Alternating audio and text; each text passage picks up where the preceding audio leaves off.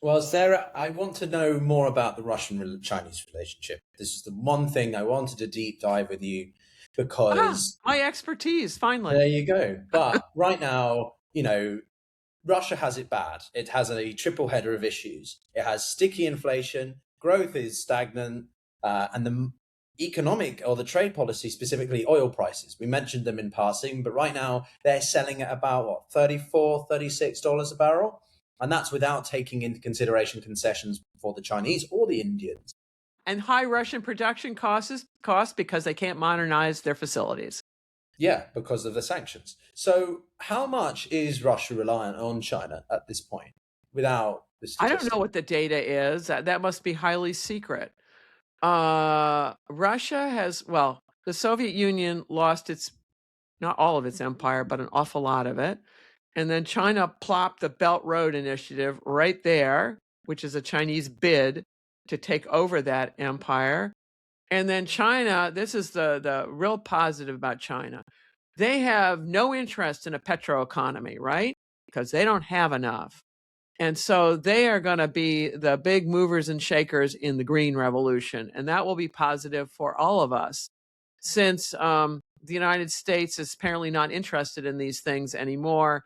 And China has a mass market for creating green energy sources that it needs itself. And and it's been rapidly developing these things. So that is very positive, but it suggests that while oil is going to remain important because you need to use it for certain things, it's not going to be the only energy. It has lost its centrality as the energy source forever. The way coal lost its centrality when you get the oil revolution, and now we're going to go to the next phase, which will be tremendously important.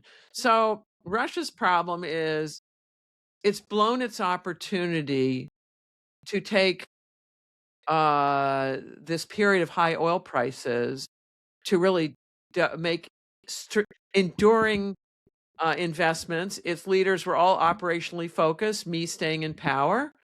That's what Vladimir Putin's done very successfully. Instead of how can I make Russia itself more prosperous? And also, the guy isn't well educated, so he knows all his KGB stuff and knows how to send Wagner groups in to cap other people. That would be, and also disinformation. Boy, the Russians are good at that. They've been excellent at it ever since the Bolsheviks, understanding how to use printed word podcasting now, everyone's social media accounts to stir things up. They're all good at that stuff. But fundamentally, it's not making Russia more prosperous. And then with the Ukraine war, a whole bunch of people your age left, right? And they were some of the most promising people Russia had. And now, when you're throwing out your business partners from sixth floor windows, it's going to make people even more. How can you be innovative in a country like that? You can't be. So Russia's toast. I can't imagine. Well, Vladimir Putin's going to keep just doubling down till he dies. Obviously, he'll die, as we all will. Who knows whether it'll be like Stalin, where the guy goes thud in the next room and no one opens the door until they go, he must be dead by now. We can now open the door. Literally, and who knows if the story is really true or whether someone put something interesting in his kasha that morning. Unknown. No, but I think that's true. There was And then there's going to be a leadership struggle, right? A real fight, no holds barred fight for who becomes the next one, and the next one will take a good deal of time to consolidate their power. And this is the problem with dictatorships. They're incredibly inefficient. They blow through wealth. They suppress growth because no one can be assured that their work, that they'll actually benefit from it, right? There is no rule of law. It's just the despot's law. Whoever they want to kill, that's it.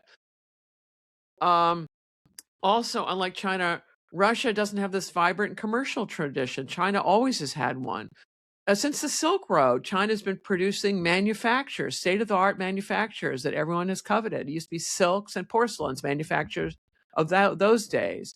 And now it's just all manner of appliances and things. I'm sure you've got some in your flat, and they're very good, right? So Russia's toast. They're back to the Mongol yoke. and their only way out of it would be to pull themselves out of Ukraine, pay some reparations, and get back into Europe. That's never going to happen.